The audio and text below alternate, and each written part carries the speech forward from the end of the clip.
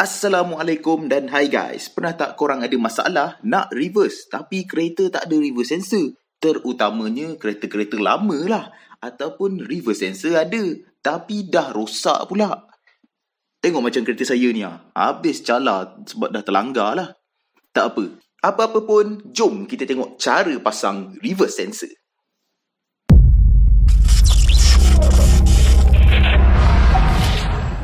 Apa yang kita perlukan adalah set reverse sensor ni. Tak mahal pun, harga bawah RM50. Boleh klik di link di description di bawah.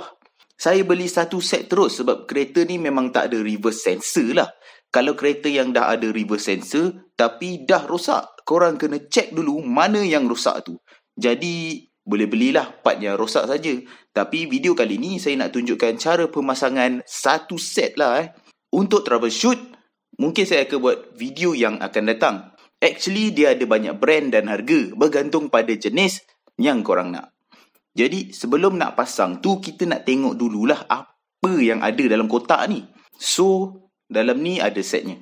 Kita juga diberi manual untuk pemasangan, jadi tak perlu risau.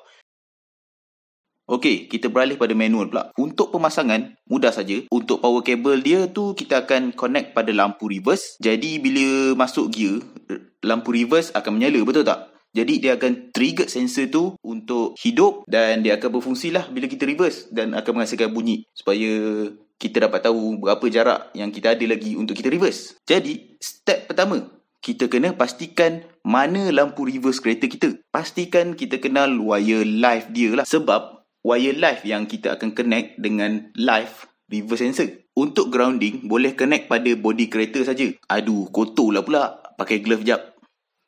Jadi, untuk kereta saya ni, wire live dia berwarna merah dan ada line biru macam ni. Jadi, kita akan trace wire ni datang dari mana. So, dia lalu dekat dalam bonnet ni.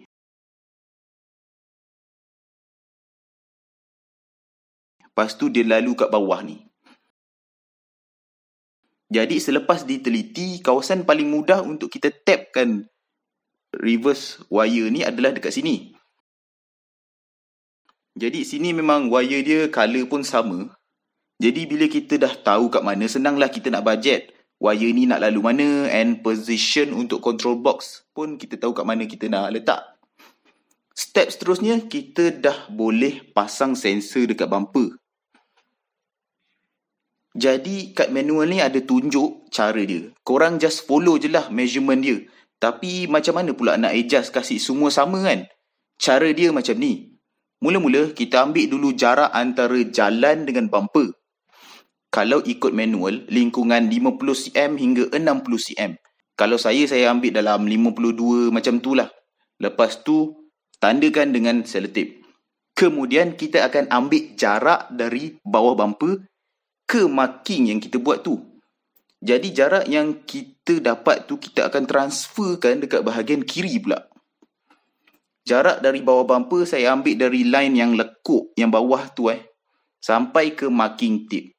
So panjang dia dalam 18 cm. Saya tak gunakan jarak yang first tadi yang 52 cm tu sebab kawasan lantai ataupun kawasan tanah ni bukanlah 100% rata. Jadi jarak tu akan lari sikit nanti. Kalau kita ambil ukuran daripada bawah bumper hingga ke marking yang kita buat kat bumper tu, memang straight dan tepat lah nanti. Kemudian saya cuba tarik tape untuk dapatkan straight line dari hujung kiri ke hujung kanan.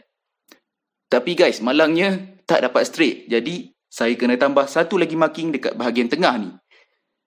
Pakai jarak tadi lah, yang 18 cm tu. So, bila kita tarik tape, baru kita dapat tengok dia jadi straight line melintang ni. Seterusnya, macam mana pula nak tentukan jarak 4 sensor tu kan? Okey, tu mudah je. Kalau Wira ni, kita cari satu marking yang boleh guna untuk letak sensor tu. Macam Wira ni, dekat lampu ni, dia ada satu garis. Jadi, kita akan tarik selotip dari marking tu terus ke bawah. Just pastikan tape yang korang tarik tu tak berkedut, so dia akan confirm straight lah. Untuk bahagian tengah pula, korang boleh setkan ikut bahagian nombor plate holder ni. Sama juga macam tadi, just tarik selotip dan tampal hingga ke bumper. Konsep yang sama juga digunakan untuk bahagian kiri ya. Alright, kita dah siap markingkan tempat sensor. Jadi bahagian selotip yang bertindih tu, kat situlah kita akan tebuk lubang. Kalau korang nak lebih confident, korang boleh ukurlah balik jarak bumper bawah dengan sensor untuk semua keempat-empat sensor tu. Kalau semua sama, kira cun lah tu. Bila semua dah cun, barulah kita boleh tebuk bumper. Tebuk ni korang perlukan cordless screwdriver lah. Tebuk keempat-empat lubang tersebut. Lepas tu, bolehlah korang masukkan sensor. Pastikan sensor semua boleh masuk dan fit je. Lepas tu korang boleh label lah wire ni sebab pemasangan pada control box kena betul Kemudian korang kena baring sikit lah bawah kereta sebab nak set up wire dia kan. Wire ni just korang kena lalukan aja kat belakang bumper. And pastikan dia kemas dan tak berjurai lah. Korang boleh kemaskan ikat guna cable tie ke. Lepas tu dah cun, korang bolehlah ikat ataupun balut wire-wire ni semua dengan kemas. Lepas tu, lalukan dia dekat lubang berdekatan dengan tayar belakang belah kanan. Lubang ni dia boleh tembus sampai ke dalam bonet. Jadi, wire dia korang boleh tarik kat sini. So, bila korang dah settle kemaskan semua, dia akan jadi macam ni lah. Kabel ni juga saya dah ikat cun-cun, so nampak lebih kemas lah. Saya bajet nak letak control box tu dekat belakang sini. Jadi, dia macam tersorok lah sikit. Seterusnya, kita nak pasang monitor ataupun buzzer dia. Jadi kita perlu buka seat belakang ni untuk buat laluan wire. Untuk sedan, kena buka lah belakang bolt yang lekat pada seat ni. Tak susah pun sebenarnya. Video buka seat ni saya ada buat satu lagi video yang berasingan. Masa tu saya ada repair seat belt kot. Seat belt belakang ni, tak silap saya. Boleh klik link di atas. Tapi kalau yang jenis Wira Aerobag tu tak payah rasanya. Sebab bila kita buka bonnet, sudah ada ruang untuk kita selitkan wire. Okey, seat belakang sudah dibuka. Okey, monitor ni saya nak letak dekat bahagian dashboard depan. Sebab dia akan tunjukkan jarak dan senanglah kita nak tengok. Kalau korang beli jenis yang buzzer saja, boleh letak je dekat belakang. Okey, tak payah cerita banyak. Kita buka pillar atas ni. Lepas tu masukkan wire dia kat celah ni. Kat celah pillar dashboard ni. Pastikan dia tembus sampai ke bawah. Untuk tips senang nak jolok-jolok ni, saya ada buat satu video untuk pasang dashcam. Wire dia lalu celah sini juga. Jadi proses nak jolok wire tu samalah. Boleh klik di link di atas. Okey, lepas kita dah dapat keluarkan wire dia, kita kena selitkan bawah kapet pula. Cover ni kita kena buka. Kapet kena buka, lepas tu selitkan aja wire dia. Oh ya, cover dekat seat belt ni pun kena buka. Sebab wire nak lalu. Lepas tu pergi ke seat belakang. Buka juga cover kat pintu ni. Sama macam dekat depan. Selitkan aja bawah kapet tu. Lepas tu korang boleh lalukan dia dekat bawah seat ni. Kat sini, kita boleh nampak wire dan kabel untuk bahagian belakang. Seperti lampu dan bonet. Jadi kita just sekalikan je lah wire-wire yang tu dengan wire reverse sensor yang kita nak pasang ni lah. Dekat tepi pintu ni juga ada laluan wire untuk pergi ke bonet. So kita just jolok je wire masuk kat situ. Lepas korang tarik je wire tu dari bonet, okey. Untuk wiring dalam kereta dah settle. Jangan lupa pula pasang balik kapet dan cover plastik yang korang dah cabut-cabut tadi tu Tak lupa juga seat yang korang dah buka tadi tu. Macam mana korang buka, macam itulah cara nak pasang balik. Reverse step je lah, senang cerita.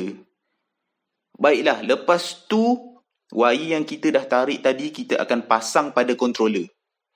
Begitu juga dengan semua wire sensor. Pastikan sensor dipasang dengan betul, mengikut posisinya. Kalau keliru, boleh rujuk manual yang disediakan lah. Sebab tu saya label siap-siap. Senang kalau sensor ni korang tersalah pasang, tak ikut turutan, nanti dekat display tu dia tak betul. Okey, sensor dan monitor dah siap. Sekarang kita nak pasang wire power dia pula. Saya assume korang dah test dululah benda ni sebelum buat pemasangan. Kang dah siap-siap pasang, alih-alih tak hidup. Rupanya unit yang problem. Kan dah satu hal nak buka balik semua kan. Wire power ni yang merah iaitu positif, korang pasang pada lampu reverse. Yang hitam pula iaitu negatif, korang boleh lekatkan pada mana-mana bolt yang melekat pada body.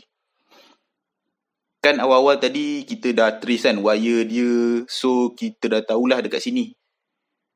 Adalah lebih baik kalau korang pasang fuse dahulu sebelum pasang pada control box. Saya guna 10 fuse, standard untuk aksesori kecil dalam kereta lah.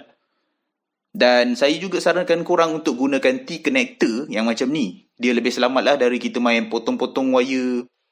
Alah, harga pun tak mahal sangat, berapa sen je satu ni. Saya ada sediakan link pembelian di description di bawah. Nak guna pun senang. Just masukkan wire yang nak disambung. Kemudian klipkan terus. Guna pelayar. Lagi mudah. Lepas tu wire hitam korang connectkan aja kat mana-mana bolt body lah. Macam Wira dia ada thread bolt yang kosong ni. Saya just cari bolt yang sesuai dan ikatkan terus wire tu. Jadi basically wiring dah settle. Just kemaskan je lah control box ni. Ikut korang lah, korang nak letak kat mana. Nak tampal guna double tape pun boleh. Tapi saya guna kabel tie lah. Lepas tu saya just ikat je dekat tepi belakang ni. Okay guys, sudah settle. Jom kita test function dia.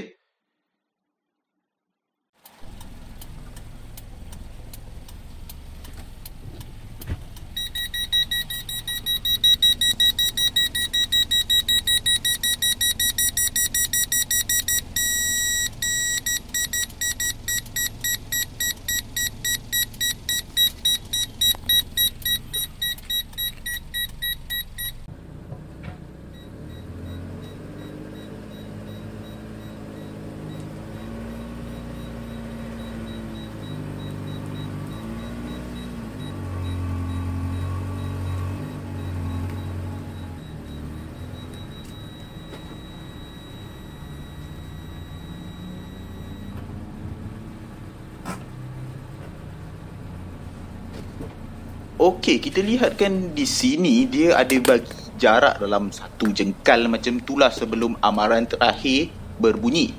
So, okeylah, selamatlah kereta kita dari terlanggar. Jadi, kalau korang rasa video ini bermanfaat, jangan lupa untuk like, share dan subscribe. Kita jumpa di video yang akan datang. Assalamualaikum dan bye.